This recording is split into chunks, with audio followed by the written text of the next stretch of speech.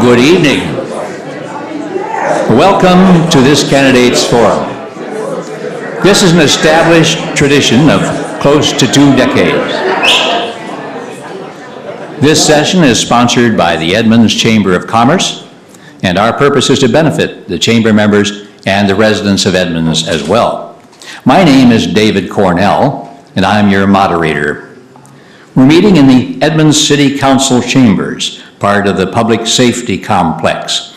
Our proceedings are broadcast live on local channels 21 and 39. As a courtesy to all, we ask that you silence your cell phones, please. We're happy to have present with us 13 candidates, including candidates for Edmonds City Council, Edmonds School District 15, and for Port of Edmonds Commissioner positions. To accommodate everyone, we limit the time available to each one. They understand that their statements and answers to questions will be timed carefully, and I'll feel free to interrupt in case anyone runs overtime. Candidates without opposition present will make statements only, but those with opposition present will answer questions in debate fashion to follow their statements. Our timer is Jan right out here in the middle. As you've already heard, today's forum divides into 3 groups. I'll introduce the candidates in each group as they take their seats. Each candidate will have 2 minutes to make an opening statement and will have 1 minute each to answer questions placed by the moderator. Candidates without opposition will have 4 minutes to make a statement, and questions have not been shared with the candidates in advance.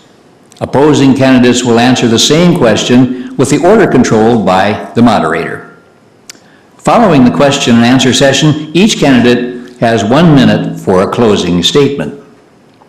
Candidates have been instructed to keep watch for signs from Jan, the timer.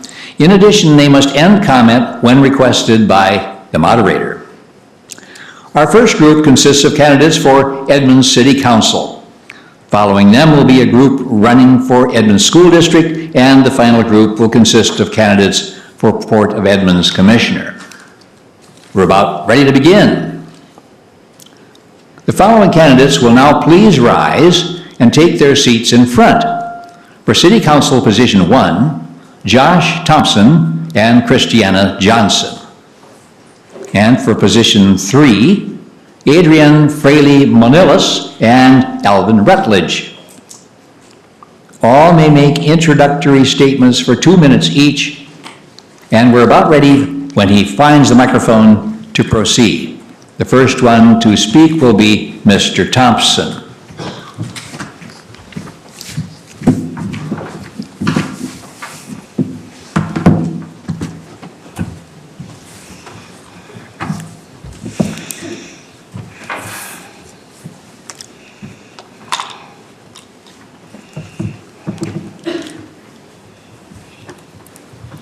Okay, we've just about found our seats.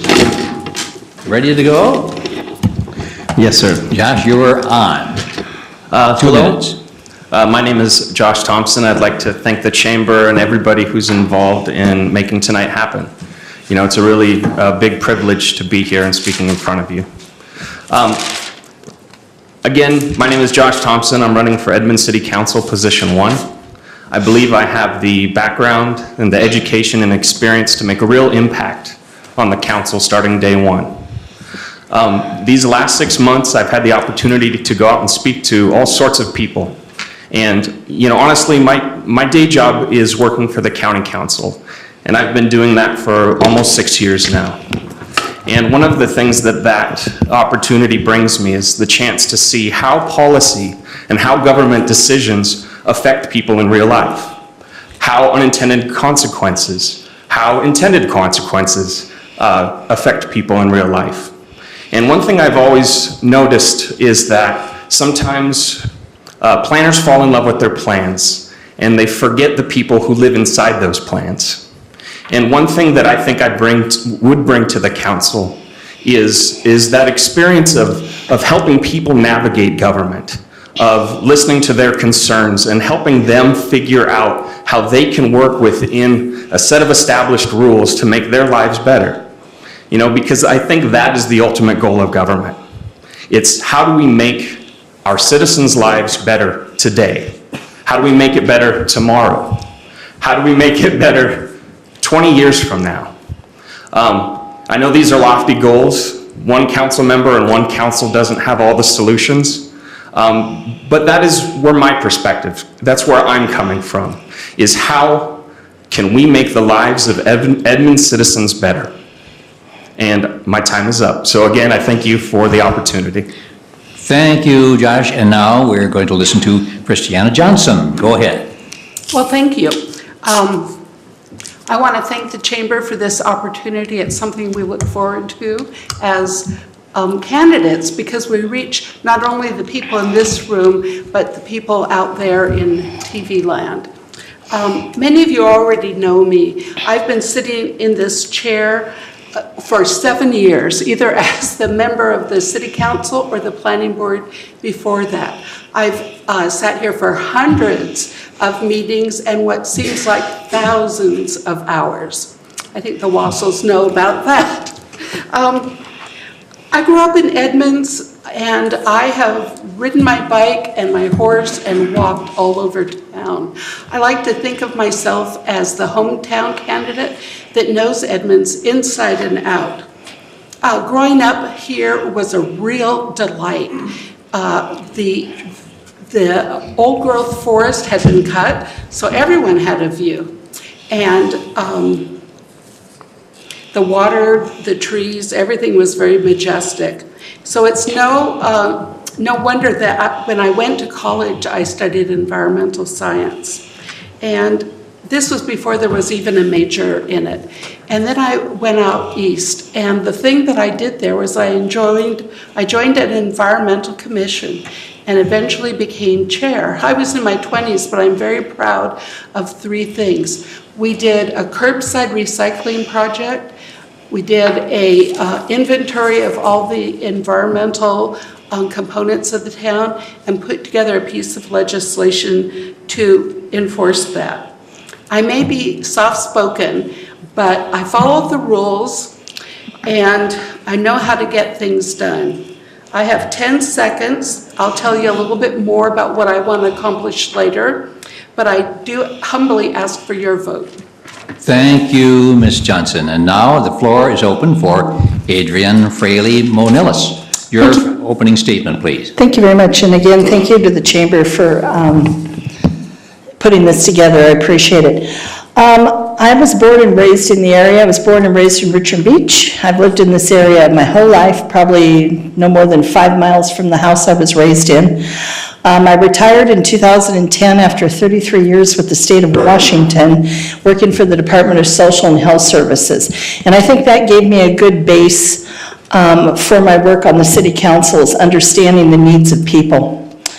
Some of the volunteer stuff I've done in the city, I've been a Special Olympics volunteer for probably the last 15 years.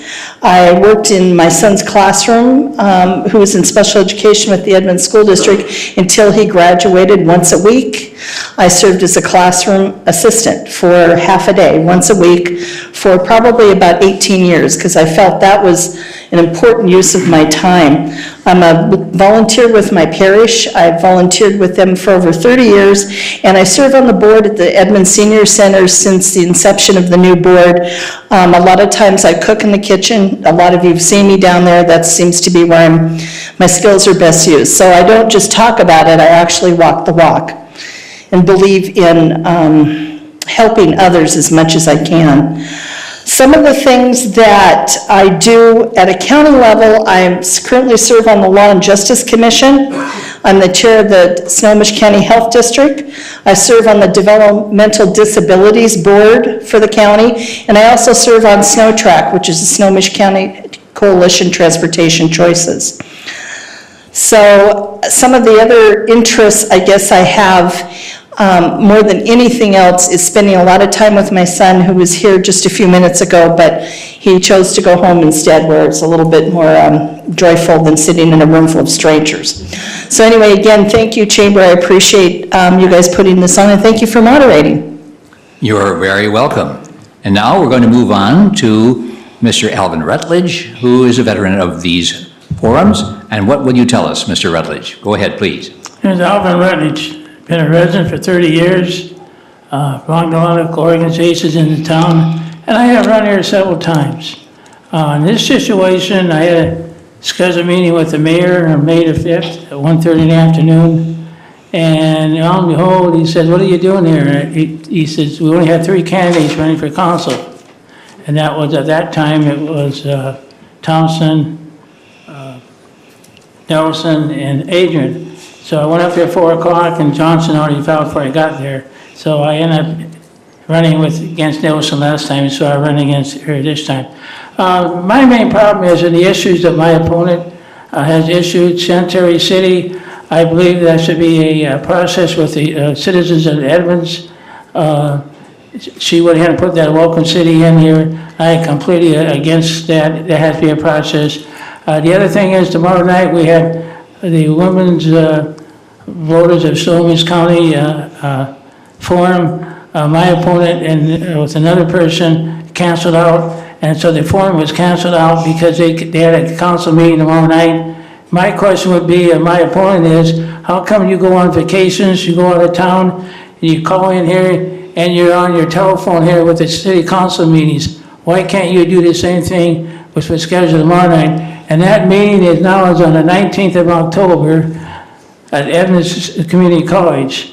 And the other issue is the same thing. You need a process on this Columbus Day. I've been door going around, and it's got a lot of people going both ways on this. Anyway, if you want to vote for change, neighborhood change, we have to move forward. I'm the person coming in, Alvin Rutledge. Thank you, Mr. Rutledge. And now we're ready for the question and answer portion of this grouping. We have question and answer first for Josh Thompson, and the question is this. Well, this will be the same question posed to Christiana Johnson. Question is, Snohomish County is estimated to add 238,000 people in the next 15 years. Edmonds estimated to grow by 6,000. What policies and actions would you support to ensure that Edmonds is ready for this influx of new residents? Go ahead. I believe that, like a lot of us are in agreement about the opportunity presented by the Highway 99 redevelopment. I think that's a great way to add additional housing, affordable housing, and to do it in a way that won't impact neighborhoods as much as other options. At the county, I've worked with a lot of people who have kind of live with the repercussions of trying to shoehorn as many houses into a lot as possible. For the sake of expediency, I will reiterate that I do think Highway 99 is a great opportunity to absorb that population growth. I do like what some of the city council members have been floating ideas of adding mother-in-law apartments to properties to help those on fixed incomes maintain their ownership. But I think lessening the impact on neighborhoods is important, and that's why focusing on 99 is a great start. Thank you. And Ms. Johnson, now what would you like to say about supporting issue or measures to ensure Edmonds is ready for the influx of residents? Well, 6,000 new residents is a lot to absorb, but we're ready. We have plans in place in the comprehensive plan for their absorption. They're going to be along major transportation corridors where they can live and ride the transit if they choose, and reduce their use on the individual automobile. Now, we do have some infill. We also have the opportunity for mother-in-law apartments, but we also have an aging population with different needs, and all these people need to be accommodated in the city. What we have seen a major shift is all the condominiums in downtown. We didn't see that coming, but it's become a retirement community almost by accident. And I think that we need to meet all of the needs for all of the people, and we have housing strategy to do that. Thank you. Thank you. And now this question will be placed to both Adrienne and Al. How do you plan to address affordable housing in Edmonds? Should there be affordable housing units? And how will the City Council ensure developers provide affordable housing with new projects? Adrienne, please. Thank you very much. Well, I've been doing quite a bit of research on this for a number of years now, and I believe in order to provide affordable housing, we're going to have to provide some sort of incentive zoning. That's what most other cities have done that are around us to create that ability to have that level of housing. You know, I'm not sure how much affordable housing. I mean, I think we need a lot, the full gamut. So we need affordable housing, low-income housing, senior housing, and at market housing. I mean, I think that is probably the best approach to look at it. And where those will be is kind of, you know, probably Highway 99's got the biggest chunk. But something I like to make really clear to folks is under the GMA, Edmonds has always met the GMA target since they've had the GMA target, just so folks are aware. We always seem to worry about the GMA and the number of folks that are expected to move in here. But Edmonds has always met that GMA target. Thank you. And thank you. Now we're coming back to Christiana and Josh again with this question. Oh, I'm sorry. I forgot Al. Forgive me. So what about housing, Al? Property is the main problem. You have churches still left. The church has been selling their property to put homes in. That's affordable housing. Like down in Olympia, they did down in Olympia where they put in 25, 30 units into a church property. That would be the cheapest way of going if you're looking at cost. As far as the Highway 99, your costs are so expensive up there. You have to get grant money from the state, maybe from the federal, but she answered the other part of the question, but my part would be where to put it at, and that would be a church. Okay, thank you very much, and my apologies again to you, Al, for passing over you the last time. We'll do better next time. Christiana and Josh, then, this question for you. City Council members have a duty to act in the best interest of the entire community. How would you balance your duty to act on behalf of all 40,000 residents when faced with a vocal minority who stand in opposition? Adrienne first, please. Christiana, isn't that? Oh, did I say I said the wrong thing? Christiana, thank you, yeah.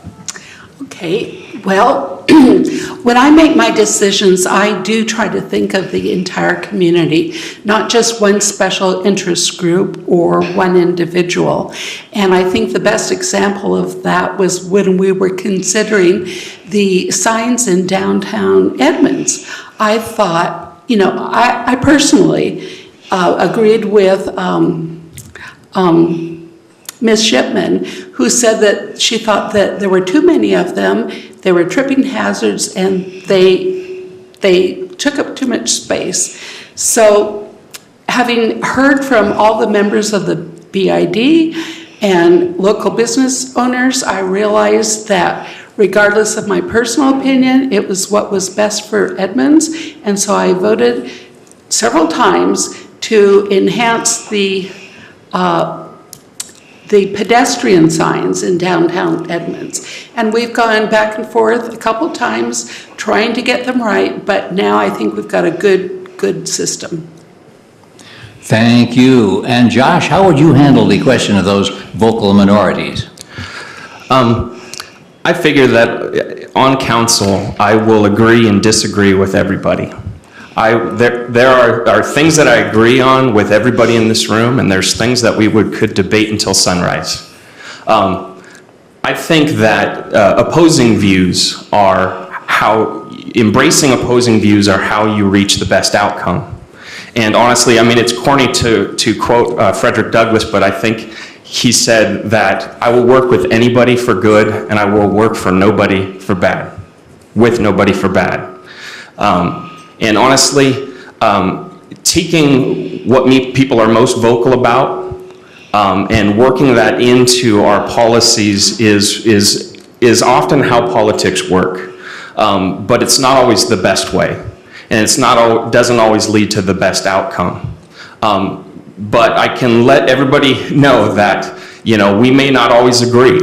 But I won't let you down, because I will listen and I will learn from what you bring forward to the council, regardless of how loud or not loud you are. Thank you very much. Now back to Al and Adrienne. This question for you. Back to the question about population. Snohomish County is going to be adding 238,000 people, according to the estimates. And as Edmonds growing by 6,000, what policies and actions will you support to ensure Edmonds is ready for that influx of residents? Al? Well, first of all, we tried to annex Edmonds in 3 times since '88, and that's to be restarted again, and that would increase your population. It would take you up for more people. But the general trend is here in the Snohomish County, people are moving here. Your family wage you have to keep in the city here to bring families in here. I think that's your main reason to keep the wages up here in this town, because they're getting so high all over right now. So that would be the main thing. Highway 99, it's a question about whether you're going to do it there or not. All right.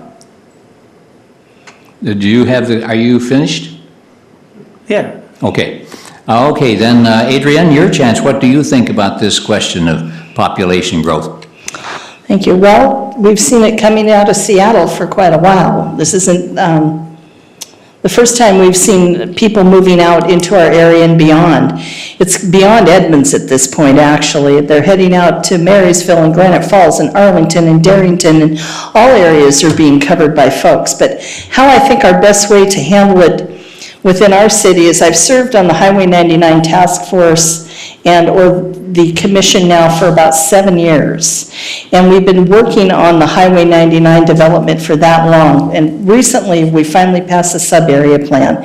In that plan is going to be the areas for development of housing, transit-oriented development, single-family residences along the corridor that are back up to these apartment complexes and condominiums won't be interfered with by this development. We put in pretty good sized buffers to protect individual houses from it, but I think that's probably our best bet, will be the Highway 99 corridor carefully planned. Thank you. Thank you. And now back to Josh and Christiana. A little change of subject here. The opioid crisis. It's affecting us all. In July, Snohomish County saw over 37 people overdose in 1 week alone, with one of those in Edmonds. As a council member, how do you plan to address the opioid crisis in this community?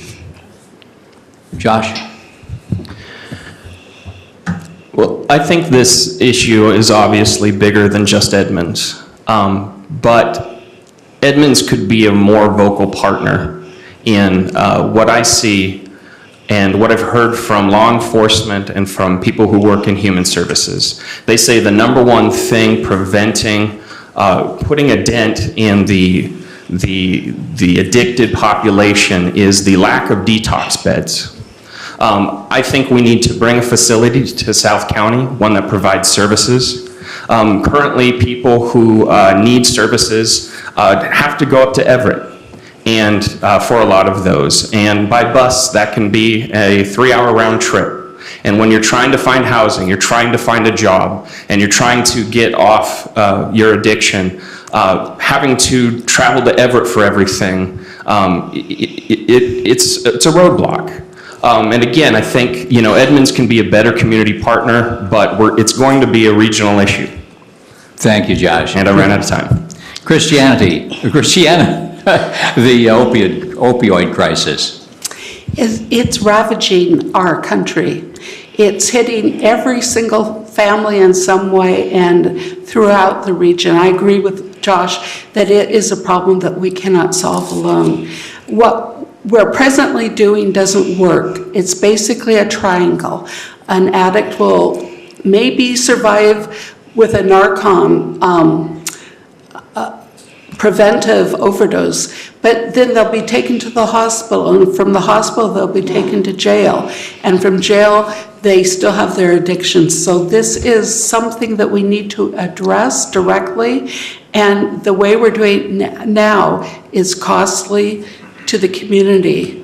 One step is the Take Back Drug box that's across the hall in the police department.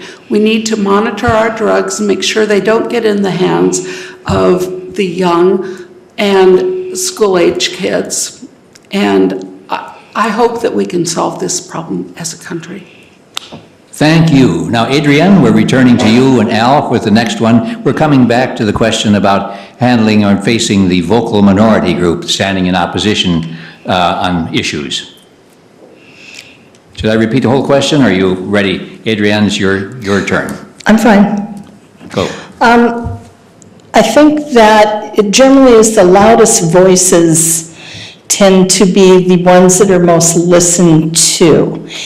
And I think you have to be able to reach out there and be in the community to know what the community wants. And that's where my work all over this county, including in this city, gives me a benefit, because I am able to talk to citizens from all walks of life to ask them what they're interested in. You know, we tend to hear a lot of negativity, I guess I would say, from one item to another from certain groups of people. And I think that we're elected to represent 41,000 people that live here, and will we always make the decision that makes you happy? Probably not. But will we make that decision half the time that makes you happy? Probably, as individuals. So, you know, it's a real challenge to represent 41,000 people, but I think you've got to be out there in the community to know. Thank you. Thank you. And Al, now this question about the vocal minority, how would you handle that? Vocal minority, just like the NFL football, 75% are minority. See, the Edmonds here, percentage-wise, was a 5% at one time. I don't have the figures the last 2 years, but it has grown because the population here had changed. We lose 1,000 people, we get 1,000 in. So we get in the turnover here. And that's getting back to the same thing. We get a turnover of people coming in and going out. And so it's very hard to do a system here, any kind of a system when you get a turnover of population coming in and going all the time. And that's getting back to your family jobs. So that would be my answer. Thank you. Now, Christiana, we're coming back to you with this other question about affordable housing in Edmonds. What would you plan to do about that? And we'll follow up with that question for Josh. Christiana. Okay, this is another one of those big problems, big questions. Every day, housing prices go up. So how do we deal with affordable? We can do a couple of things. The mayor has appointed a task force to look at housing affordability. We have a citizen group that is looking at housing instability. Another group that's looking at opportunities to prepare for low-income housing by purchasing land and relying on that to get new people. What we've done in the city is we've passed an ordinance that would allow 10% low-income housing, 10% moderate-income housing in two areas, Westgate and Highway 99. Thank you. And then, Josh, your idea about the affordable housing question, please. Again, similar answer in that, you know, Highway 99 provides a great opportunity to provide housing at all levels of income. There are those questions of adding mother-in-law apartments, which would be much more affordable to certain income levels. Attacking housing affordability from all different angles is the best way to approach it. And, you know, as Councilmember Johnson stated, there are a bunch of groups looking at it from different angles. I think that low barrier housing is something that's very important as well. It's the other end of the spectrum when we talk about affordability. But low barrier housing, currently we have families living in motels. And I think as a community we can do better. They're not places for children to be living. And that's the status quo. And I apologize, I'm out of time again. Thank you. Now, Al, we're coming back to you with a question about the overdosing of opioids. How would you address this problem in the Edmonds community? Al? Repeat the question. Yes, the question is, the opioid crisis is affecting us all. In July, Snohomish County saw over 37 people overdose in 1 week. How, as a council member, do you plan to address the opioid crisis in our community? Al? Well, the city council represents 41,000. City council does not represent the citizens how they want to vote in the city. And what you have to do is go out and get a group of people here that opposes this issue and get a committee set and come to the city council and then tell the council what you want them to do. Because these council members, when you're a council member, you do not know everything. And so if you're dealing with people that want to oppose this, they could be retired or whatever, they could be out in the field all the time, and that's the best solution of solving the problem. Is the citizens get their own task force, get it together, and move along that way, and they get funding, they come to the council for money. All right, thank you. And then Adrienne, your thoughts about handling the opium. There was disturbance, and I couldn't hear what he said. Could he please repeat that? I'm sure I'm not the only one that couldn't hear what he had to say. I'm sorry, was that disturbance so loud that others could not hear in the room? Please raise your hand if you could not hear Al Rutledge. Thank you. Mr. Rutledge, could you please summarize what you said? What I said was, the best way to solve this problem was get a committee set up with the citizens, a task force on their own. You're getting people that are involved with the situation. The only thing they want to get involved with in the city would be this. They can have a weekly meetings, daily meetings, whatever, and then report back to a committee that is set up by the mayor for the city council. And if you need any funding, you come back with funding. This would stop this program, but remind you of one thing, that the Edmonds School District would be 100% behind this, because they have a tremendously high dropout rate here. And that has to be considered, how many are dropping out are on the streets around this. But those are parents involved with those kids. What help the school district is get a parent involved with their own kids that drop out. This is the best way of doing it. Thank you. And Adrienne, may we ask you to respond to that question now about the opioids? You certainly may. For those of you that haven't seen it, I co-wrote an editorial for the Herald newspaper on Saturday that discussed the opioid crisis in Snohomish County for a reference to it. The biggest problem with the opioid crisis we have is treatment beds. It's not detox. Detox we have. Detox occurs generally in hospitals and generally mostly places like that, but having long-term beds is probably the most difficult situation we have in this county.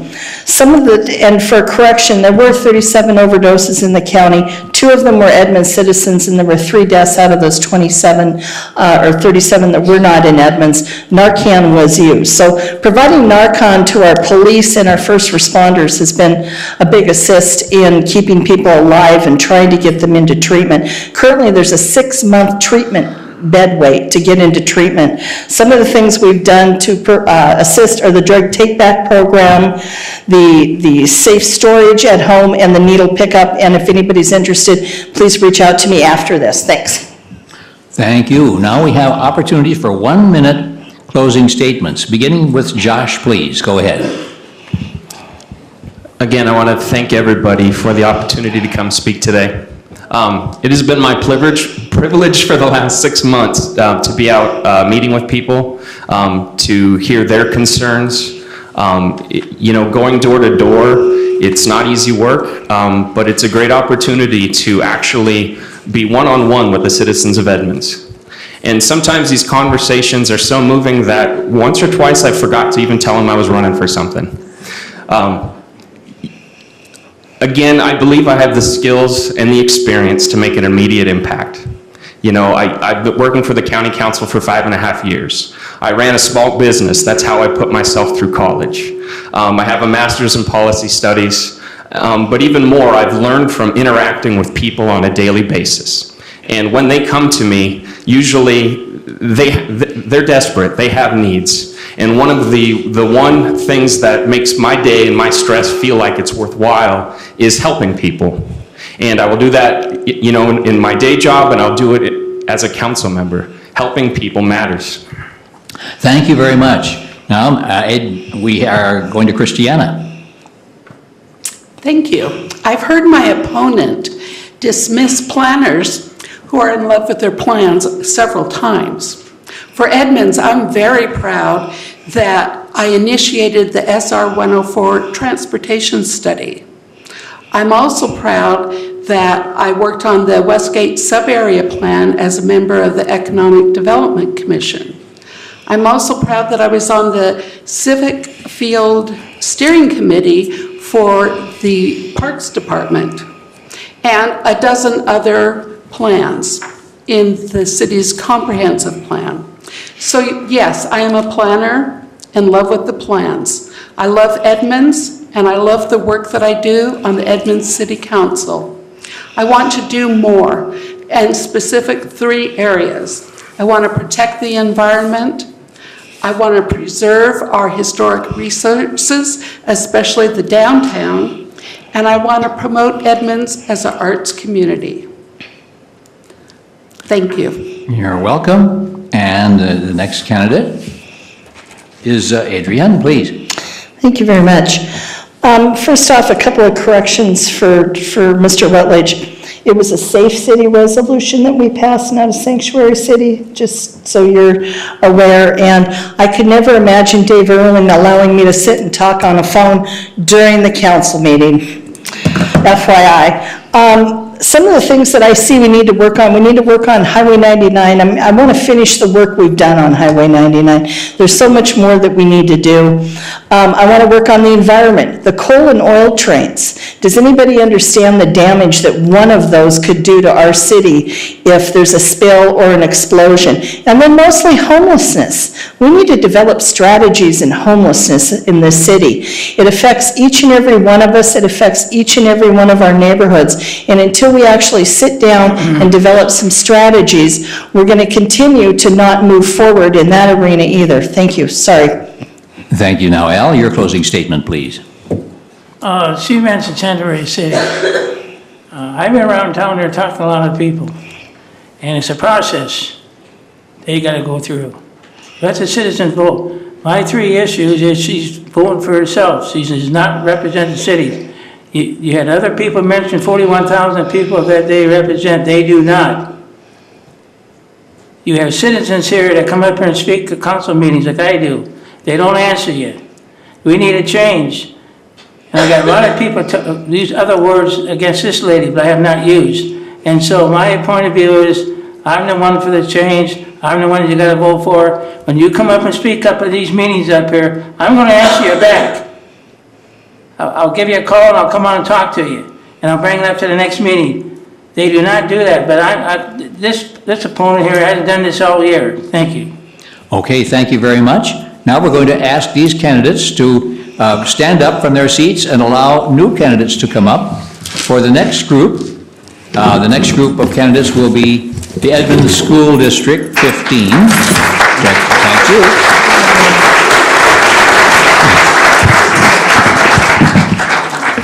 Will these candidates please rise and come to their seats up front?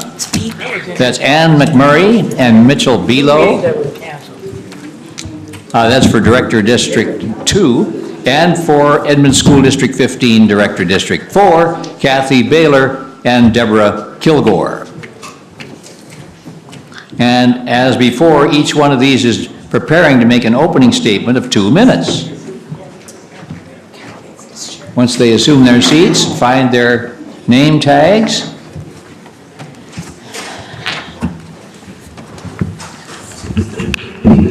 And our opener will be Ann McMurray, when you're ready.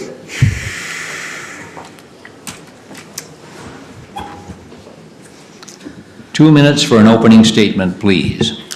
My thanks to the Edmonds Chamber for allowing me to participate tonight. My name is Ann McMurray, and I'm running for re-election to the Edmonds School Board, Position 2, which covers the southeastern section of the district, including Mount Lake Terrace, Briar, and parts of unincorporated Snohomish County. As the current Vice President of the school board, I am honored to represent this community and to contribute to the strength of public education. I have 27 years of active involvement in the public school system as a classroom volunteer, a parent group leader, a community volunteer, as a 15-year member of the District Citizen Planning Committee, as well as being on the school board for the past 12 years. Through my experience, I've become familiar with the complexities of school issues, from funding challenges to changing student and community demographics. Edmonds is no longer a predominantly white district. As a board member, I will vote for policies that create intentional opportunities for diverse student, staff, and community perspectives. The district faces challenges due to the recent passage of the state budget in response to the McCleary decision. These challenges include an increase in state property taxes earmarked for schools, along with the reduction and capping of local school district tax levies. The former maintenance and operations levy is changing to a new enrichment levy whose rules have not yet been written. Within this climate of uncertainty, I would advocate for the following: hire more teachers to reduce class sizes, implement a strong race and equity policy, and navigate the unknowns inherent in recent state compensation models to attract and retain highly effective classroom teachers. Thank you. Thank you. And now we'll go on for a statement by Mitchell Belo.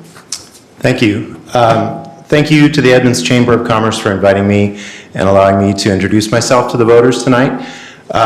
My name is Mitchell Belo. I'm running for Edmonds School District Director, District 2. To give you some idea about why I am running, I'm a parent of a first grader at Maplewood Elementary and also the father of twin daughters who will be joining my son at Maplewood in a few years. They're 3. I'm running in part because in the wake of last year's election, I could no longer be confident that our government would represent us and represent the progressive values that I hold dear. And I felt that this was my best opportunity, given my children's involvement in the school district and my background. This was my best opportunity to contribute to our government. To give you an idea of my background, I'm currently a content developer, web editor. I work usually contract positions. I've worked for Microsoft. I've worked for Expedia for 4 years, Nintendo, writing and editing web content for their customers and for their employees. Prior to that, I spent 15 years as a retirement plan administrator in various roles over that time. Learning tax law, allocating contributions, calculating benefits, explaining and educating participants about their retirement plans. I have a degree in political science from Ohio State University and a minor in economics, and I'm currently the 3rd vice chair of the 1st District Democrats. One of the reasons I decided to run for that position was to have greater say in the candidates that we elect to office. Definitely increasing school funding as a result of the McCleary decision, and also advocating for paid parental leave. Thank you very much. Thank you very much. And now we're going to hear from Director District Number 4, candidate Kathy Baylor. Hi. I'd like to thank the Edmonds Chamber of Commerce for inviting us all here tonight. This is a great educational opportunity for all of us, and education is everything. I'm Kathy Baylor, and I'm running for Edmonds School District position number 4. I care about this job. I've attended 95% of the school board meetings since May, so I can hit the ground running when you elect me. Those start at 6:30 and end at 11:30, by the way, a lot of them. I have a unique set of qualifications that make me a particularly good choice for school board director right now. I've lived in the community for 47 years, since middle school, and I am passionate about education. I have a bachelor's degree from the University of Washington in education, music, and Spanish language and literature. I have been the president of 5 different educational nonprofit groups in this community. I'm a Native American who has worked as a program director of the school district's Indian education program. In this position, I served as a communication bridge between the majority population and a community disadvantaged by institutionalized racism. This professional experience will be invaluable to the school district as it executes its new strategic goal of closing opportunity gaps by teaching in a more culturally sensitive way. I'm a professional music educator. My music education with the district started when I was 12, and my children were also in the program. I'll do whatever I can to promote and preserve music education in our schools as it faces new challenges due to the changing funding structure coming from Olympia. I've worked side by side with our classroom teachers for most of my life, so I understand the barriers that keep them from doing the best job they can. They need to have the time they are asking for to be effective at their jobs. I'm ready to take on this exciting and challenging job, and I ask for your vote in November. Thank you. And thank you very much. And now we're going to hear from Deborah Kilgore, another candidate for Director, District 4.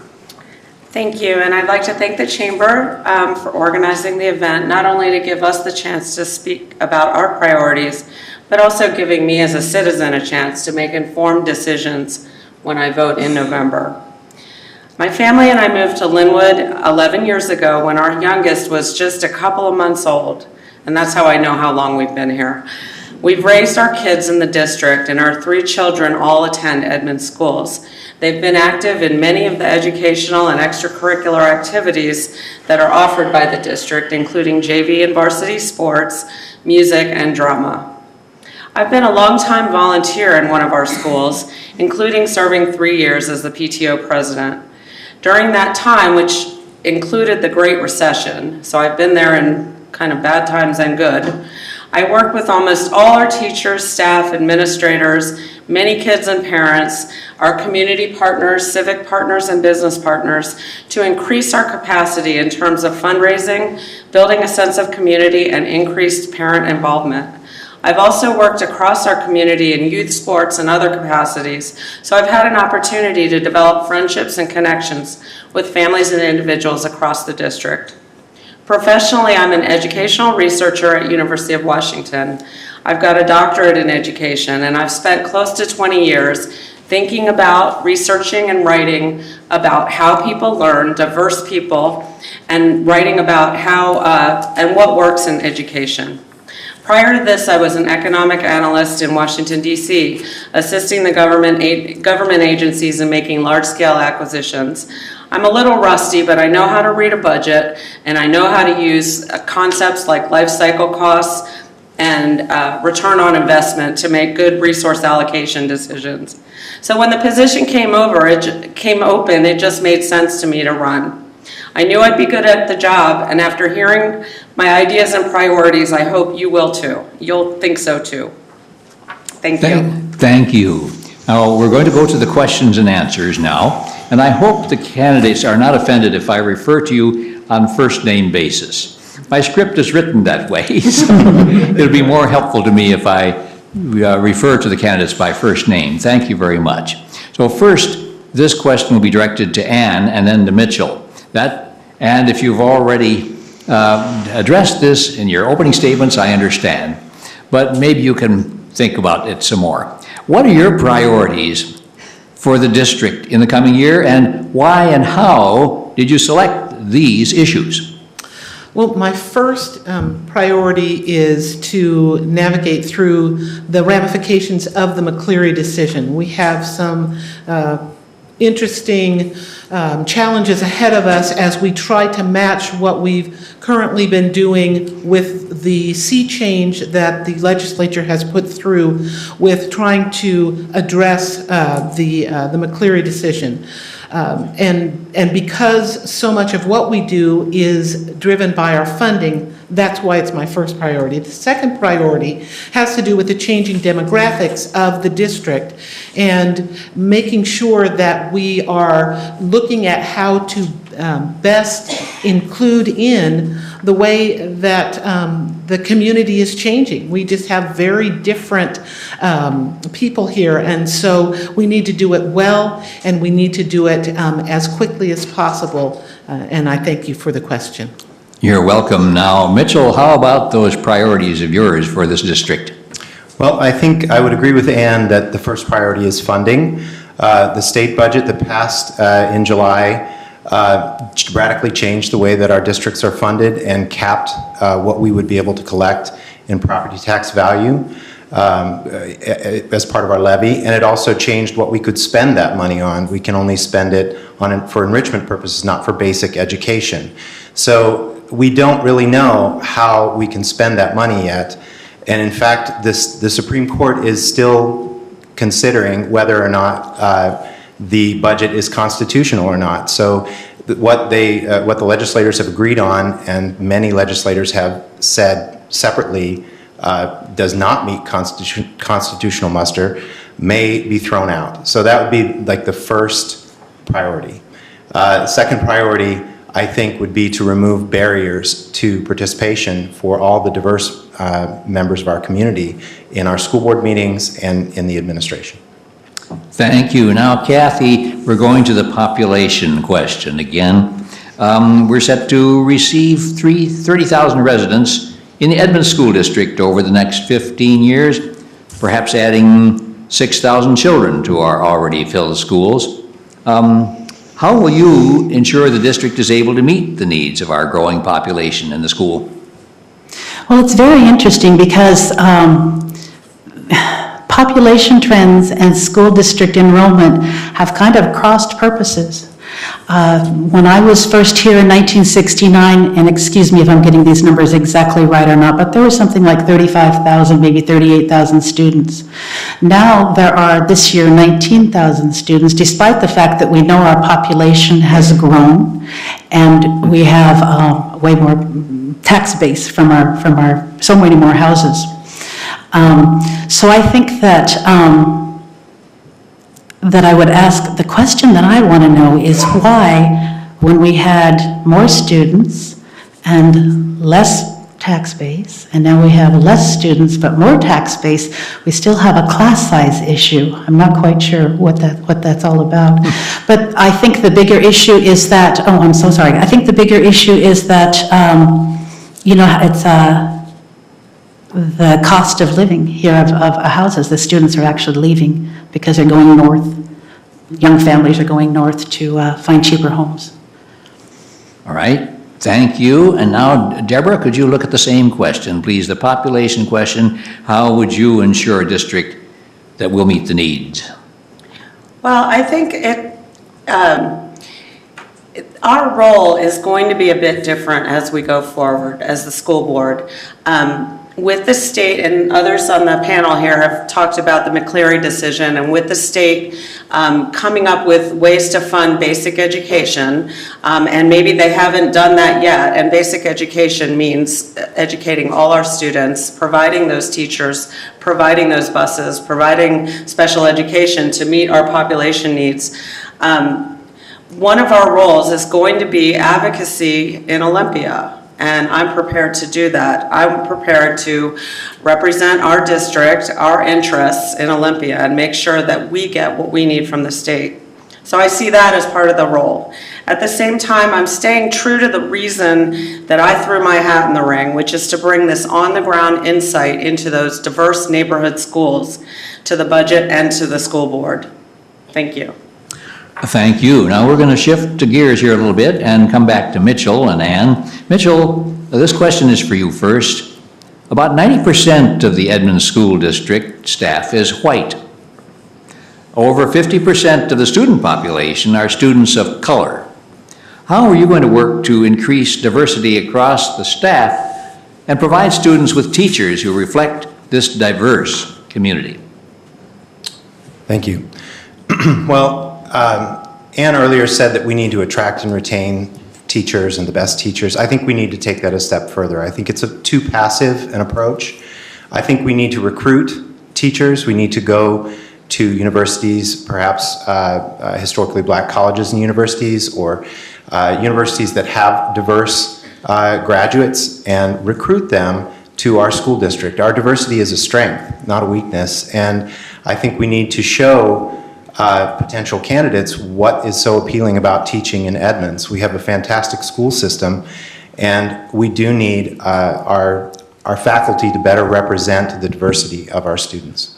Thank you. Ann, on diversity of the staff vis-a-vis the student population. One of the new initiatives that especially Diana White on our board is working on is a Teachers of Color program, where we are looking at actively recruiting teachers of color into the district, as well as retaining existing teachers of color and staff of color in the district.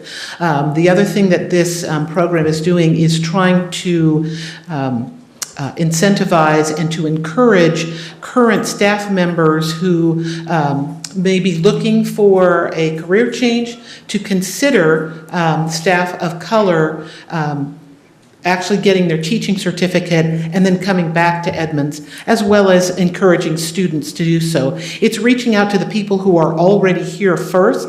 They know our district, and trying to encourage them to stay within the district and help us change those demographics.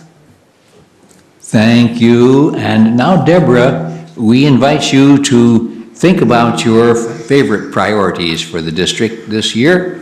How did you select them, and why did you select the issues you like? Well, I definitely have priorities. My first priority, as I said, is to represent our integrated neighborhood schools. That's why I got in, and that's what I'm here for, is to provide that insight into how our budget and policy decisions play out in the neighborhood schools. And related to that, frankly, class size is the #1 thing that we need to address before anything else. Class size reduces, it has a positive effect on grades, test scores, behavior, self-esteem, attendance. Kids are more likely to graduate. Even if they've only had their smaller class sizes from K through 3, they're more likely to graduate. They're more likely to get good jobs. They're more likely to, less likely to be in poverty. And if we can get those class sizes down in the later grades, we can get even more gains. Class size is expensive, but we'll see a return on investment in terms of those better jobs, and also less remedial help will be needed. Thank you. Thank you, Deborah. Now, Kathy, tell us about your priorities, please, for the district.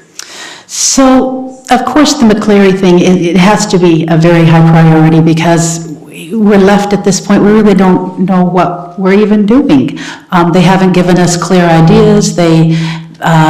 And also it's not looking like it's even going to be what we expected, that the amount of money isn't going to be there that they said there would be. So that money has to be watched like a hawk. We have to find out, what's going to happen and how we're going to be able to go forth. As far as my personal passion is with the race and equity issue, because I'm a Native American. I've dealt in this district with these issues from the time I was 12 years old, and I've had teachers in this district say negative things to me about my race, and so that's very important. And of course, the third one is the music. I'm a music educator. The music program is very important in this school district to the people that I've talked to, and we need to retain it. Thank you. Now, Ann, we're going to go back and invite you to review your experience in public education. Could you tell us a little bit more about your experience with public education, and how does that experience influence what you would do as a board member? Well, I started out, like most people here, as a parent. And also I enjoyed I was in public school. I grew up in the public school system, so I was very passionate about the public school system. And when my kids got in school, I just wanted to be a part. I think if you benefit from the community, that you should give back to the community. And that was where I found my passion.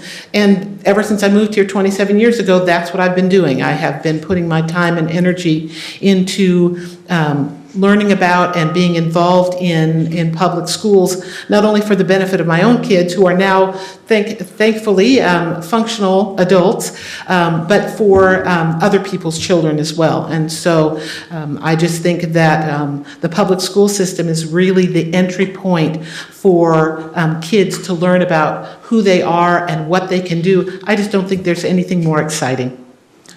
Thank you. And Mitchell, we're going to ask you to think a bit more about your public education experience and how that'll impact your work on the board. Sure. Well, I was also a public education student. I grew up in a family with a single mother. My parents were divorced when I was 4, and then my mother died when I was 7, and I went to live with my aunt and uncle. My uncle died when I was 14. So I oftentimes had a single parent. My mother was working, and I tested well. I loved school. School was a place for me to show my intelligence and achieve and have some motivation. But despite all that, I almost didn't go to college. It was the influence of my senior English teacher and my guidance counselor, who talked to a friend of mine and discovered that I was having problems with the application process and helped me get that, and I'm thankful that they did, because I was able to get my degree. Now I volunteer in my son's classroom at Maplewood, and I am giving back every day to him and his classmates what I gain from the system. Thank you, Mitchell. Now, Kathy, we return to you, and then following, we go to Deborah. This is the question again about whiteness and color. Remembering that about 50% of our student population today are students of color. How are you going to work on this relating to diversity among staff vis-a-vis diversity of the population of students? So right now, actually this is a pretty easy answer, because they're doing wonderful work at the school district with their race and equity plan. So at this point, to come up with some new ideas of my own would probably just get in the way. They've got 24 recommendations from a comprehensive study that was done by a consultant that the school district hired, and it's now just a matter of prioritizing what should be done first and going forth. Tomorrow night, they're going to be hearing the first reading of policy on race and equity, and they'll be voting on that on the 24th. Personally, I think a next step should be providing professional development for teachers. I've had teachers come to me and say, "Oh, please help me. I need to know more about how to teach in a culturally sensitive way." And so there's a real hunger among the teachers, and that's a good place to go. Thank you. Now, Deborah, please share with us your views on handling diversity. Sure. Well, first of all, I think that one priority would be to make sure that we're providing culturally relevant education to our students, so that all of our students have a fair chance at an excellent education. And as an example, Linwood High School is offering a course this year in ethnic studies, and it's instead of the senior year government and history course. And so it'll be very interesting to see how they blend the things that they need to know about civic engagement with this more diverse conceptual framework. Second, we need to diversify our teacher workforce, as other people said. We need to attract, support, and retain more teachers of color. Third, I want to make sure that our resources, again, are focused in the classrooms in our integrated neighborhood schools. This is where the work is happening. This is where we're getting the benefits of diversity. Thank you. And Mitchell, we return to you, and then Ann, the question is for you, Mitchell, and that is regarding population in the school district. How are you going to ensure the district meets the need of the growing student population? Well, I think I'm part of the problem, actually, because my wife and I moved here 3 years ago in search of affordable housing for our growing family. I don't think our experience is unique. Looking around my block, I see a lot of parents whose children have left the nest and they have sold their homes with the rising property values, and young families are moving in. People are coming north from Seattle. People are also fleeing north from here because it's getting too expensive. But when you see the development on 99, you see the housing going up in Linwood, the multi-unit developments, I think it's easy to guess that we're going to have a growth in students enrollment. And I would like to make sure that our administration is working hand in hand with the county planning commissions, with the city planning commissions, and forecasting where that growth is going to occur. Because, you know, we may know in general that our district will grow, but what's important is school by school within each boundary, where can we expect greater students population and address that need there. Thank you. Thank you. All right, Ann? Help us a little bit about your views about the population growth in the school. Sure, I agree with Mitchell on making sure to check with county and city agencies to really look at what is happening.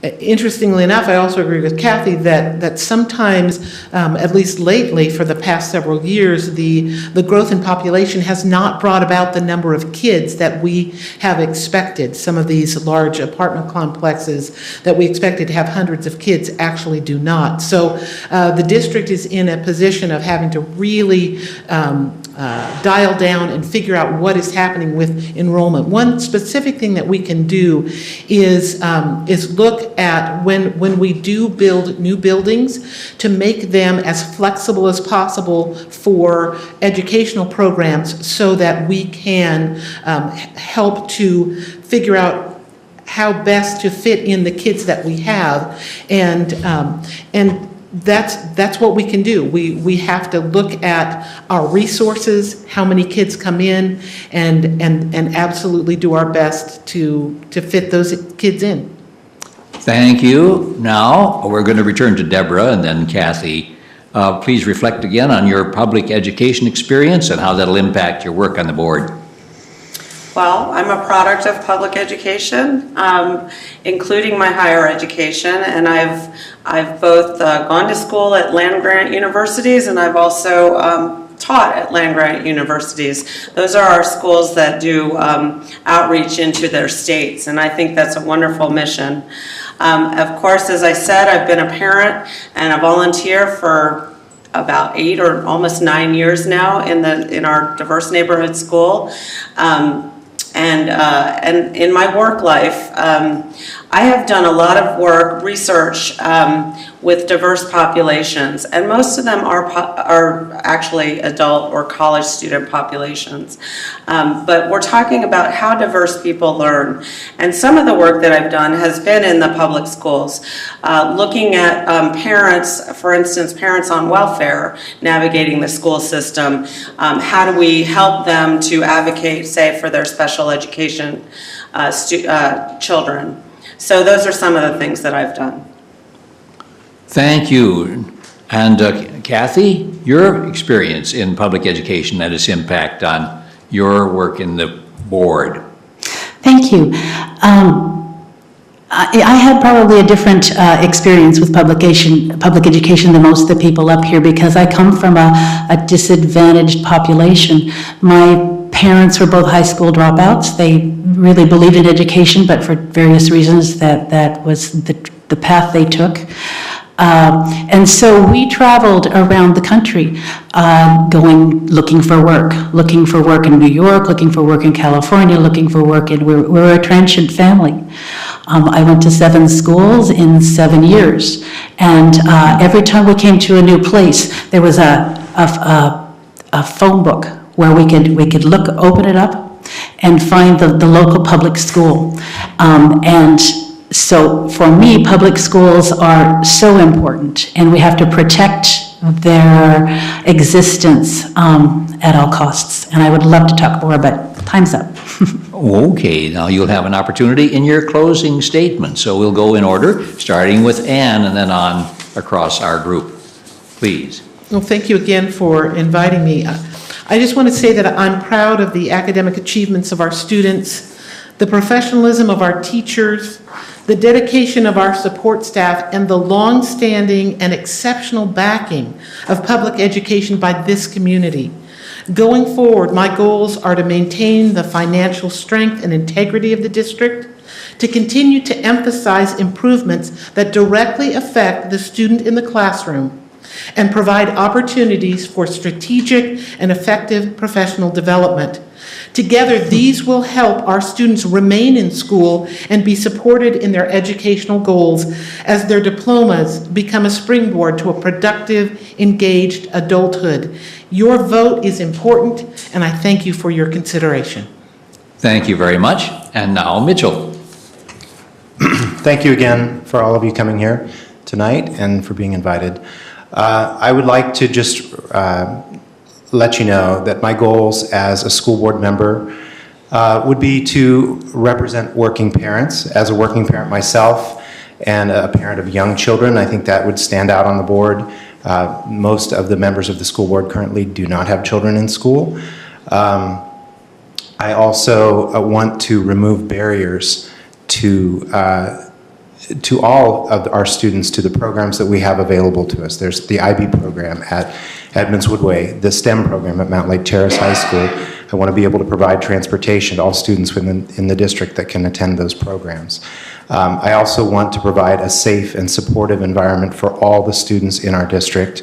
We've had some disturbing incidents that have happened in our district in the past year, and I want our school board and our administration to make a firm stand against those things.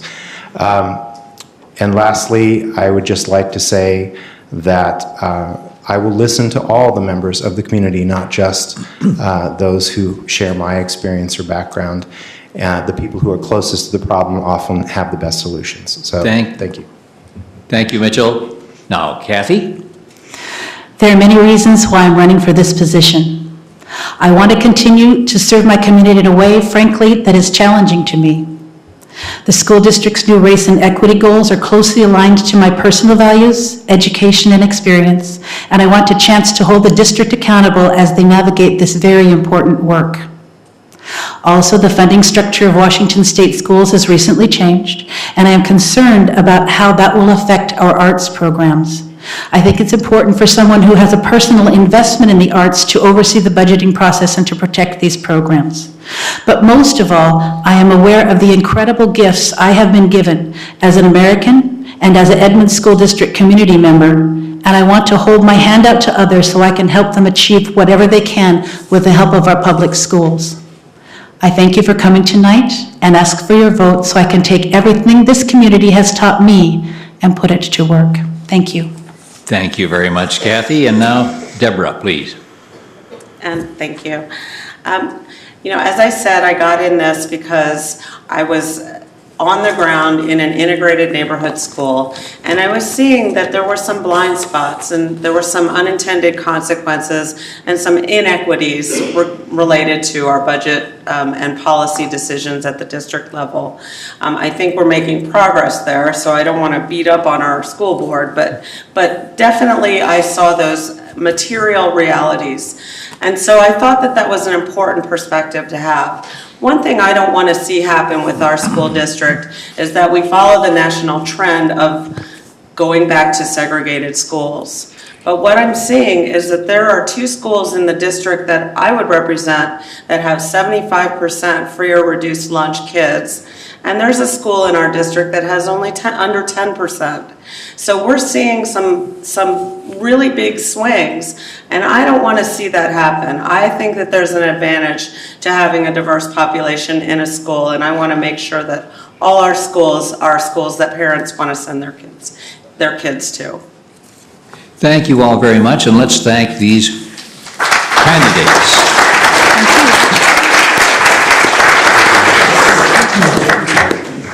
Oh, we better shake hands. And now the concluding group will be the Port of Edmonds candidates. These candidates will rise and please take their seats up front. Port of Edmonds Commissioner District 1, Fred Gouge. Port of Edmonds Commissioner District 3, Bruce Fairs and Laura Petzo. And Commissioner at Large, Position 5, Susan Paynes and Stephen A. Johnston. Now, because the opposition for District 1 is not here this evening, begging need to be off for work, Mr. Gouge is going to have 4 minutes rather than 2 to make his statement, his opening statement. So we're prepared for a 4-minute opening statement by Fred, as soon as you're ready to go. All right. Thank you for being with us. Okay. 4 minutes. All right. Thank you very much, the Chamber and the citizens. I work for you, the citizens of Edmonds and Woodway. You know, the port is definitely a unique business. We're not a government like the City Council or School Board, but we're a business. By the RCWs, we oversee property of the port that the citizens own, and we run its business. I've been an Edmonds resident since 1962, a marine attendant for 40-plus years, worked at the port while going to college, and attended meetings for 4 years before I ran for the commission position, unlike my opponent, who has only attended 1 meeting ever, and just like tonight, is not here. Members of the city, I'm a member of the City of Edmonds Economic Impact Arts Advisory Group for the mayor. I'm the port liaison to the City of Edmonds Council. I'm a former member of the Edmonds Transportation Committee and the Edmonds Crossing Project when Stephen Clifton was our Community Services Director. And I was on the board of the Edmonds Sea Scout program overseeing our youth boating for many years. I also was a member of the Snohomish County Board of Economic Development with all the major businesses from 2000 to 2006, representing the citizens of Edmonds for the port and of Woodway. I'm a member of the Edmonds Community College Foundation's President's Club, a parent advocate for Special Olympics, Child's Drive, and All Aboard. I have 32 years business experience in aerospace engineering design and aerospace engineering consulting firm ownership. I retired in 1996 from that business. I'm a professionally licensed commercial broker and real estate company managing partner and CFO with annual sales of over $20 million. I have been elected Port Commissioner for the last 18 years, overseeing the Port's $50 million in fixed assets and $50 million in customers' boats. That's quite a big burden that we have to take on when you're overseeing people's private property and then the public's property. My goal is to continue to be an environmental and financial steward of the port assets. The port is a 5-star environmental facility, one of the few in Puget Sound.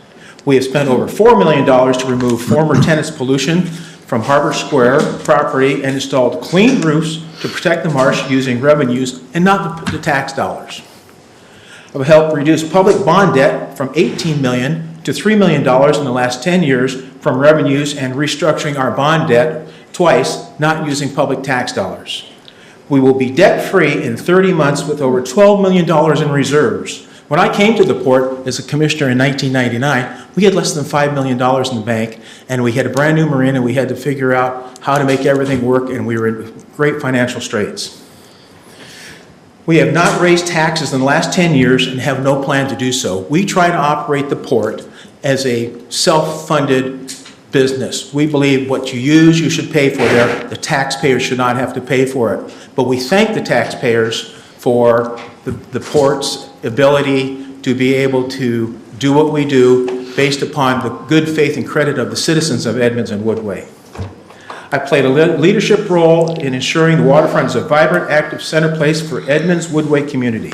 Our Destination Port of Edmonds program for guest boaters that promotes businesses in Edmonds. Our new tourist attraction, Puget Sound Express, has brought whale watching excursions to Edmonds with over 15,000 passengers this year, and a larger vessel next year bringing over 20,000 passengers for both boats in 2018. The marina and Harbor Square are now at capacity. Isn't that great news? We are full both places. It's taken many years with this commission to do that. And so looking forward, we will continue to operate Harbor Square the way it has been for the next 10 to 15 years from revenues of over $1.8 million using dollars for the infrastructure repair, not for capital projects, not tax dollars. On the west side of the tract, we'll bring new boats or marina-related business onto the property. And preserving our Edmonds waterfront is what I've done for the last 18 years as your commissioner. Thank you, Fred. Then we're going to move on and have opening statements of 2 minutes each, please, by Bruce Fairs and Laura Petzo, followed by Susan Payne and Stephen Johnston. I think it's my turn. Thanks again to you guys, because it's a lot of work, Greg and David, to put these things on. I'm really proud of our port in Edmonds. I really am. I've worked hard at it, and we've made it into kind of a great place. Okay, why am I proud of it? The marina was voted the best marina in Puget Sound. The marina was voted by Dock Age magazine the best marina in the United States. The marina works, okay? Our port is home to a lot of businesses. There's 71 businesses that exist down at the port that contribute to the local economy.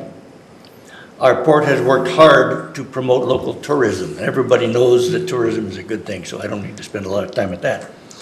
Our port's in great financial health. Fred talked about that. It's all true. We're in good shape. We want to be in good enough shape to replace all the physical plant down there when it needs to be replaced without you folks having to pay for it. So we're working on that right now. It takes 30 years. Our port has developed a financial vision to replace the physical facility, which in fact will replace it without taxing you. Environmental issues are a big issue in this election for whatever reason. And there's some facts. Forget the opinions. Let's talk about some facts at the marsh. The largest environmental issue at the Edmonds Marsh is stormwater runoff. Both the Washington Department of Ecology and the tribes agree. Harbor Square contributes 3% of the stormwater runoff that goes into the marsh. Harbor Square makes up about 10% of the edge of the marsh. The marsh belongs to the city. Your port has spent about $4 million of port money, revenue from its businesses, on cleaning up Harbor Square contamination. We've done that. So our port clearly values the health of the marsh and has undertaken every reasonable environmental improvement allowed under the law. On the west side, our port has led the industry in environmental improvements. We do a really good job in our boatyard and a really good job on that side. So I'm proud of our port, and we've done a really, really good job on the environment down there. Thank you. Thank you, Bruce. And now, Laura, let's hear from you. Thank you. I want to start by thanking the Chamber for including the port candidates in this forum tonight. If you want to vote this race on your ballot, you're probably going to have to look all the way at the bottom. I was asked to run for port this year, and many of the people who asked me to run were concerned about the marsh. I encourage you to fact check this, but what I've been told is that a healthy marsh absorbs carbon, and a healthy marsh can support salmon. And what I've been told is that an unhealthy marsh will emit carbon and will not support salmon. I ask you not to get distracted from this issue. And here's why this is so important to so many people. It's not a whatever reason. It's because if your port commission does something wrong in setting moorage rates, say, that error will get corrected in 2 days, 2 weeks, or at most by next year. But if your port commission does something wrong regarding the marsh, we may not be able to correct it quickly, and we might not be able to correct it at all. The other issue I was asked to address with my campaign is the responsiveness of our port commissioners. I understand that it's a special purpose district. I have served a special purpose district over at Olympic View, and we do run a business. But we are also responsive to the people, and it's permitted, it's allowed, it's okay, and it's a very good thing. So if somebody comes in and says, I'm a little worried that you're spraying Roundup by the Edmonds Marsh because Roundup and aquatic life don't mix, it's okay for the port commissioners to say, we'll have somebody look into it and get back to you. Thank you. Thank you. And now we're going to move on to Susan Payne. Well, thank you very much for inviting me and having this nice forum for all of the candidates tonight. It's been very informative, and I'm pleased to see the candidates from the school board. My name is Susan Payne, and I am running for Port Commissioner, position number 5. I've been in the city for the last 15 years, maybe a little bit longer than that now. And I've served on the school board of directors for 6 of those years, particularly during the downturn. I was asked to also run for Port Commissioner, and it's one of the passions that I do have in my interests. My background is I've just recently retired from the city of Seattle. I've spent the last 15 years working in the regulatory environment, working with land use, right-of-way use, and making sure that the legal compliance is there when writing policy for the city of Seattle. A little bit about my background. I have 2 kids who have come up through the Edmonds School District. One of them is a special needs kiddo, and the other one is on the opposite end of the spectrum. And they have always enjoyed being out here at the port, on the waterfront properties, and enjoying the marsh. My background is in my childhood. I grew up in Seattle. I grew up with a very special set of parents, and my father was a world-class ecologist. I grew up doing science in the real world. It's really exciting to be a part of looking at ways to find solutions to preserve the marsh, and also make sure that we have a solid economic driver in the ports as a part of their mission, and to look at it in ways that you can go ahead and enhance the economic vitality of Edmonds for all of the citizens, and make sure that we have flexibility and sustainability as a community resource with the Port District. And that's why I'm here tonight, and I'm looking forward to your vote. Thank you, Susan. And now we're ready for statement by Stephen Johnston. It's always nice to go last when all the information is out there. So I appreciate that opportunity. Thank you to the Chamber and for everybody for showing up tonight. We appreciate your support greatly. I was appointed a commissioner to fill the very large shoes of Mary Lou Block about 18 months ago.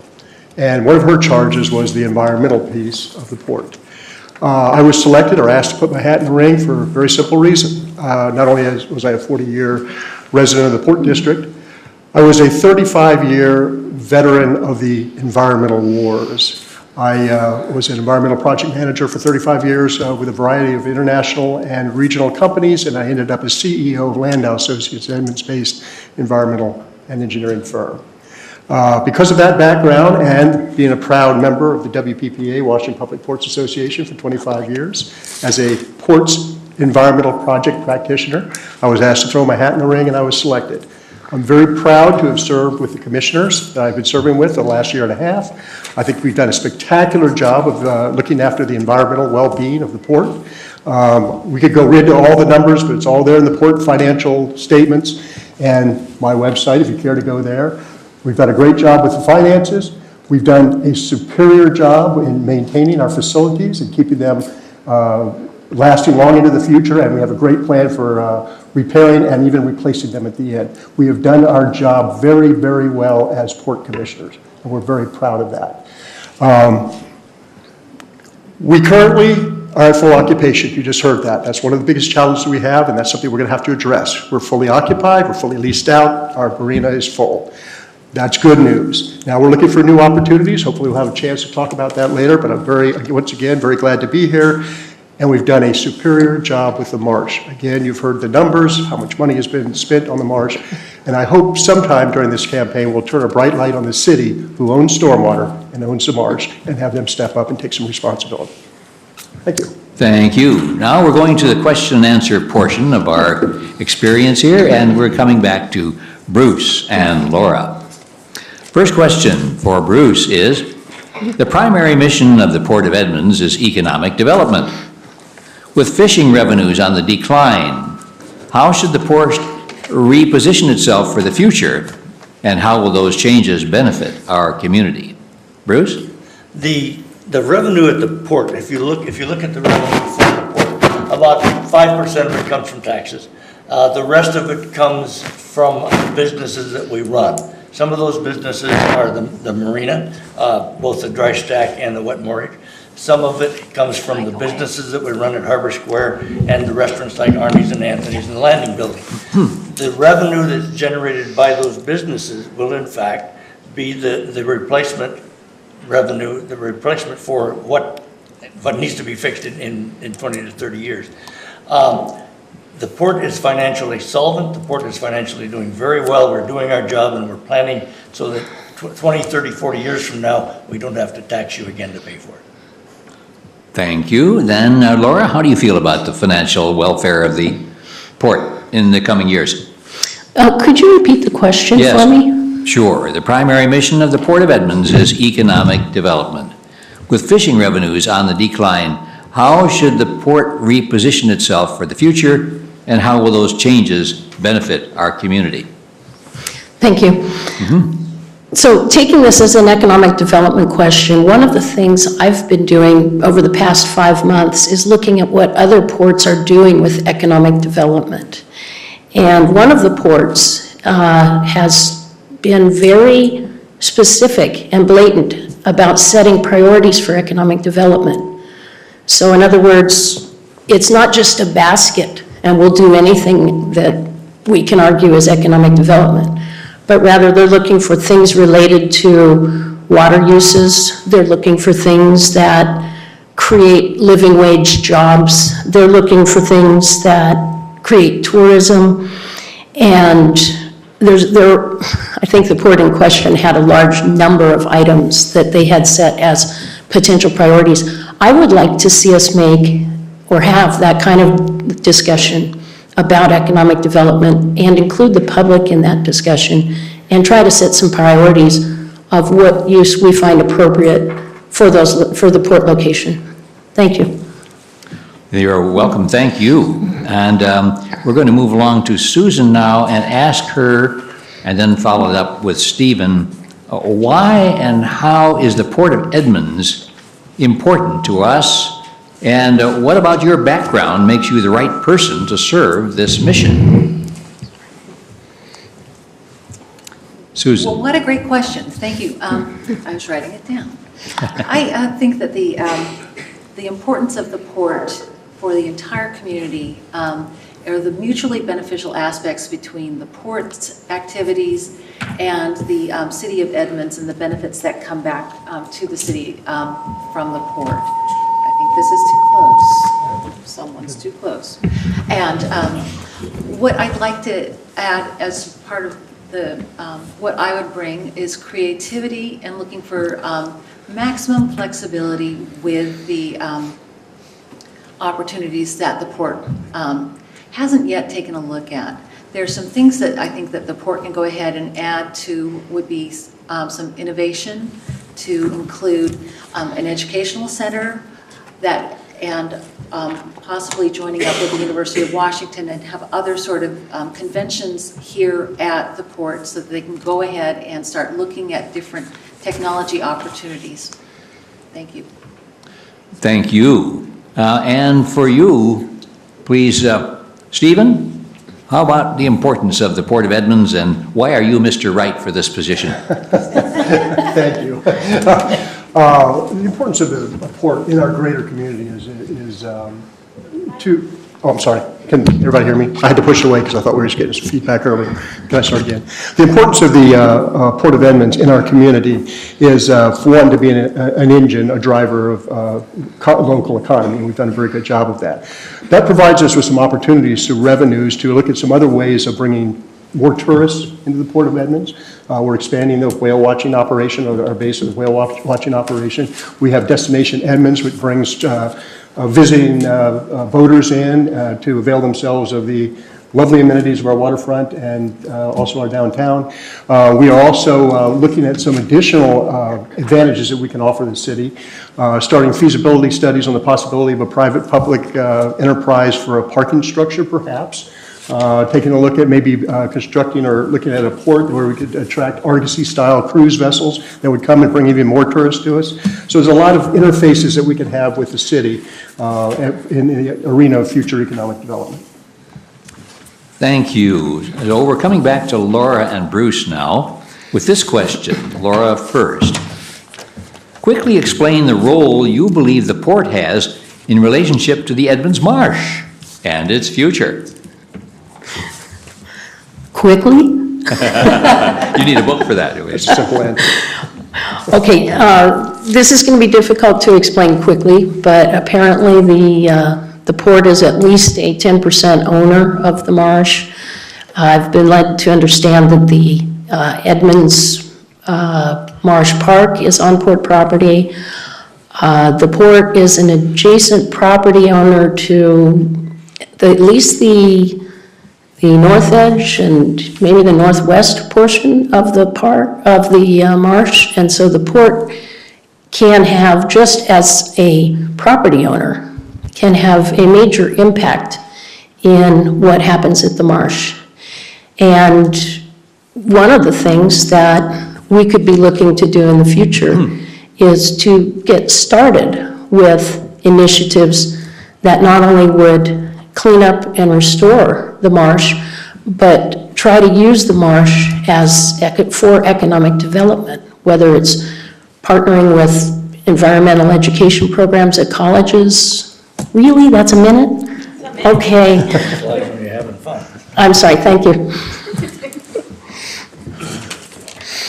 Okay, so now we're moving along then to Bruce, please, on this question of the role, or rather the port, in relationship to the Edmonds Marsh and its future. The Edmonds Marsh is important to the community. The port at Harbor Square makes up about approximately 10% of the edge of the marsh on the north side. It's important to Harbor Square, and it's important to the port, and it's important to our environmental mission that we do everything we can to support the effort to rehabilitate the marsh. Having said that, we've done a lot of it. It's a work in progress. As was mentioned before, we've spent $1.6 million cleaning up the contamination that existed in the dirt at Harbor Square when the port bought it. We did that because it was the right thing to do, not because anybody forced us to, no matter what anybody tells us. We've done an awful lot in addition to that to promote tourism, to make the marsh more accessible along that northern edge to the citizens of our community. So the importance of the marsh to the community and therefore the port is very high. Thank you. And now back to Stephen and Susan to follow. Back to the question about economic development.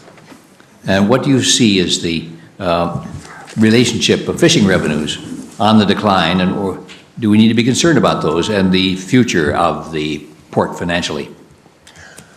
Well, yes, we are concerned about the decline in the fisheries industry. I mean, that does in fact affect the port. There was an article today, I think, in the paper about further declines along the Columbia, and that will ultimately affect the fishing part of the business of the port. However, the boaters have widespread interest, and we still have a very productive fishery for much shorter periods of time, and we do support those avidly. The whole flavor of the boating industry will probably change over time. That's one of the things we're going to have to keep our eye on the ball on, to make sure that we're able to reconfigure and respond to the changing boating environment. But as far as fisheries go, yes, it will have an impact on the port, and we are watching that, and we manage that very astutely.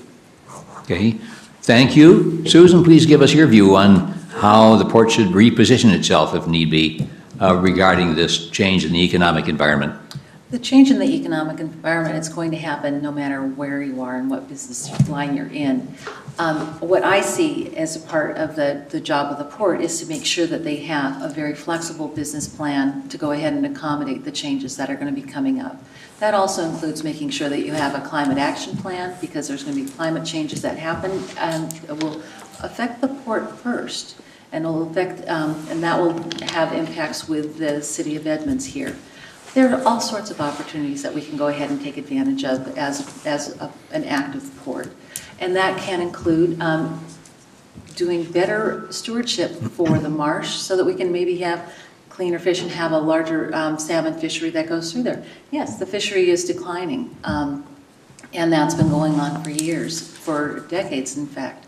What we need to do is to make sure that we have a really strong and flexible plan in place to go ahead and address the economic needs for the port and therefore Edmonds. Thank you. Now we're coming back to Bruce, followed by Laura. Please. Excuse me, what's with the first guy, Fred? Yes, Fred is, by himself. What's with it? His opponent didn't show up. They don't like my answers. Fred is still here. He's not part of the debate of question and answer because his opponent is absent. So he was given double time for his opening statement. Thank you for your question. Thank you for waking us up. That's fine. That's fine. So we're going ahead with Bruce and Laura, and thank you, Fred, for your patience. You're welcome. So, Bruce, the question for you is this one. Give us your sales pitch on the importance of the Port of Edmonds and why you're Mr. Right for this position. The port is important to the citizens of Edmonds, particularly the Port District, and the citizens of Woodway, which make up the other part of the Port District. We're responsible very narrowly, kind of like a fire district, for economic well-being of that community. We represent that view into the community. It's our job not to plug potholes and not to worry about downtown, but to worry about the economic vitality of our community. We do that by running the marina. We do that by running the properties at the port. Secondly, of course, part of that is the environmental conditions, because in order to run a good business, you have to be environmentally sensitive, and we are. Therefore, we're doing a good job. We're doing it just right. Why do I want to continue as a commissioner? Because our job isn't done yet. Harbor Square is not finished yet. We haven't done everything we can for the marsh, and we haven't done everything we can for the community. It is not yet at its highest and best use. I want it to get there. Thank you. Now, Laura, give us your view on the importance of the port and why you're the right one for the position. One of the major factors in the importance of the port is the marsh at this time. And I have a long history of service to this community, during which I expect I have convinced every single person in town that I will keep a sharp eye on the finances. I am hopeful, I see everybody laughing, so I may have succeeded on that one. I also am hopeful that people can remember some of the contributions to the environment that I have made, working to acquire Civic Playfield, acquire Hickman Park, acquire Marina Beach Park. I think now is probably a very good time for a port commissioner with those two characteristics, strong on the finances and strong on the environment. Thank you. Thank you. And now Susan, followed by Stephen, we get to come back to this question about the port and the marsh. Could you share your thinking, please, with us about how the port's supposed to be related to the Edmonds Marsh and its future?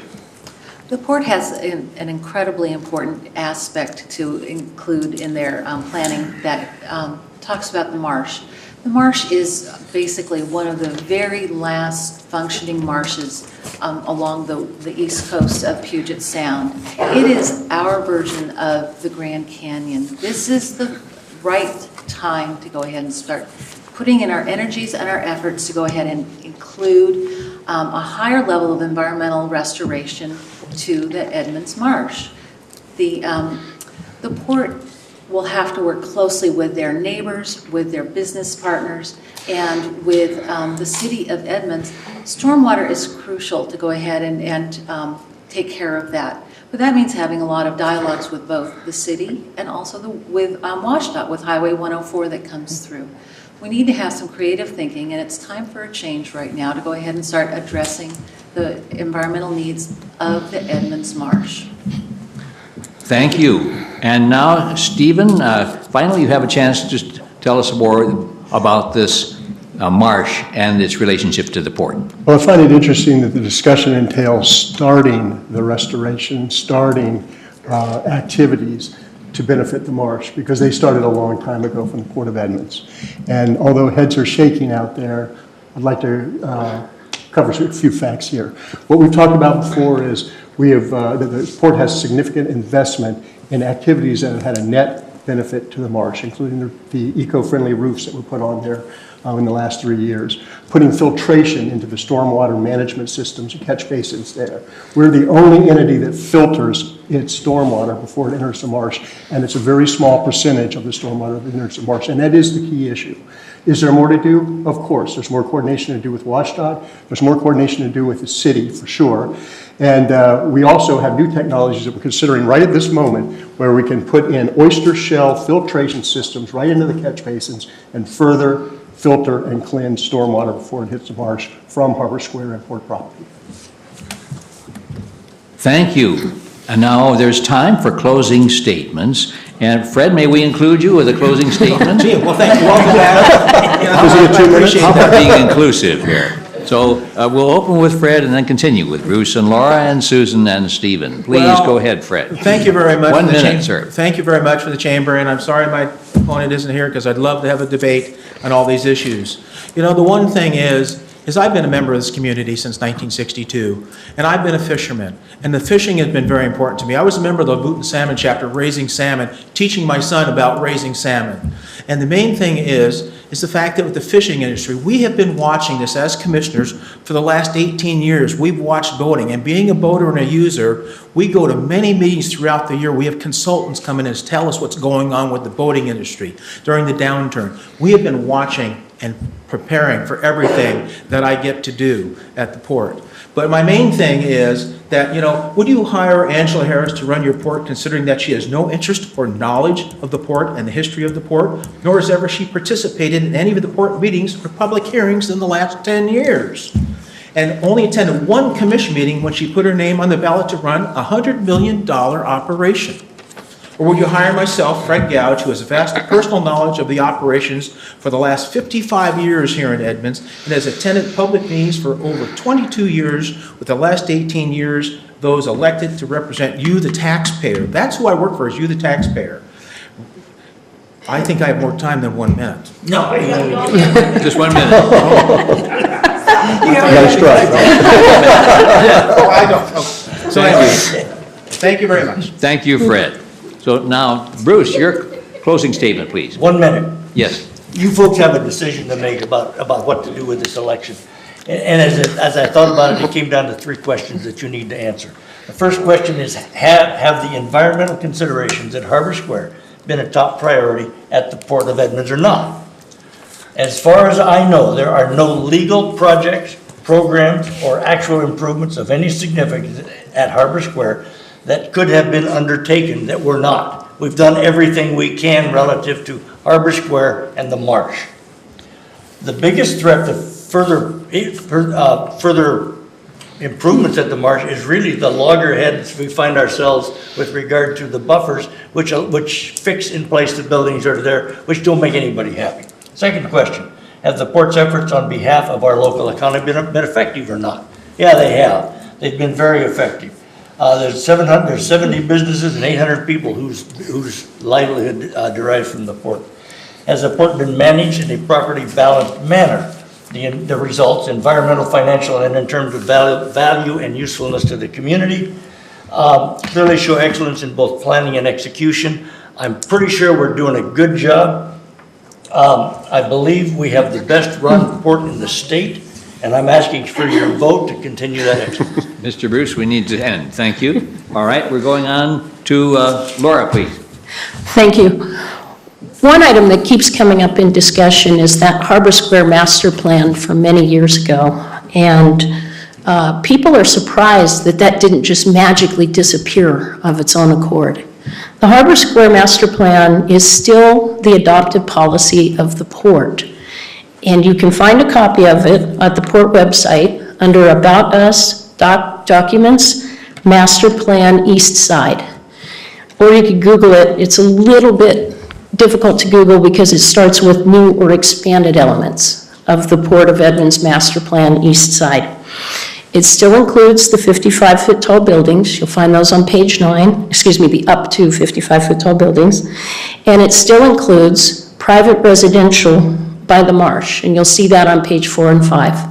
What it does not include is the kind of language about establishing a marsh buffer or a park there that would allow the port to point to that plan when they're applying for salmon restoration grants or for habitat restoration grants. Thank you.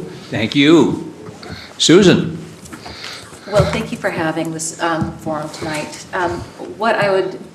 What my priorities would be if I were to be elected, it would be number one is to go ahead and start rewriting the Harbor Square Master Plan to include elements that don't include residential or tall buildings down there in the waterfront.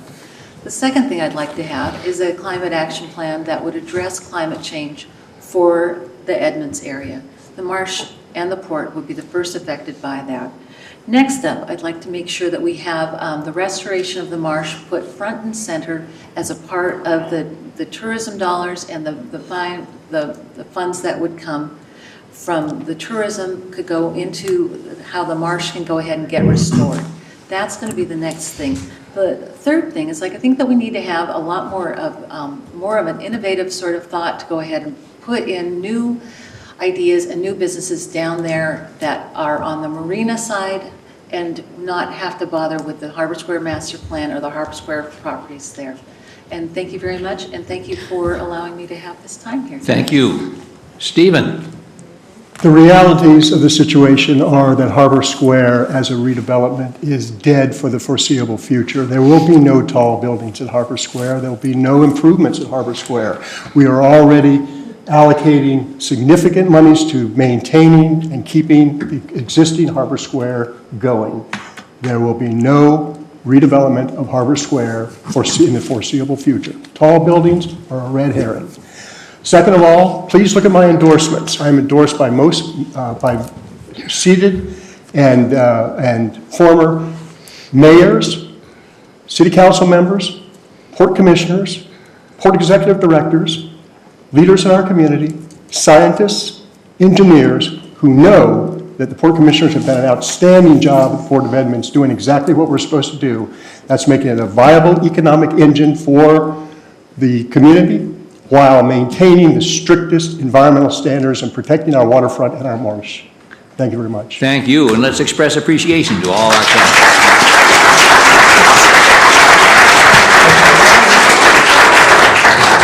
Now, realize in closing that all of you participating in this 2017 Edmonds Candidates Forum have been much appreciated. Those watching on television, note that it will be rebroadcast on TV and can be viewed online from the Chamber's website, www.edmondswa.com. So for now, join me in offering best wishes to all candidates in the election. Happy voting to the constituents. Thank you and good night. Thank you, Dave. Yep.